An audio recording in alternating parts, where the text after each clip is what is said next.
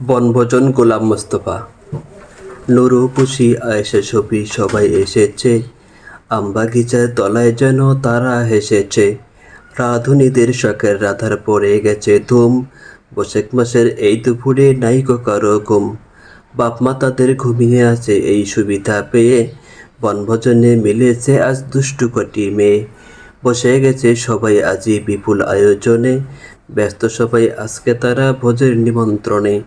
কেউ বা বসে হলদি বাটে, কেউ বা রাঁধে ভাত, কেউ বা বলে দুধ তড়িছাই পুড়েই গেল হাত।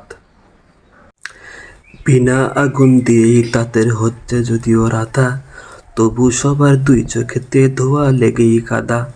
কোরমা পোলাও কেউ বা রাঁধে, কেউ বা চাকে নুন, অকারণে বাড়ে বাড়ে হেসেই বা কেউ খুন।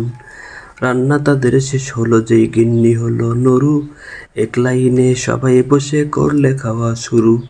দোলাবালির কোরমা পোলাও আর সে কাদার পিঠে, মিশিয়ে মিশিয়ে খেয়ে সবাই বলে বেজায় মিঠে। এমন সময় হঠাৎ আমি যেই পড়েছি এসে, পালিয়ে গেল দুষ্টুরা সব খিলখিলিয়ে হেসে।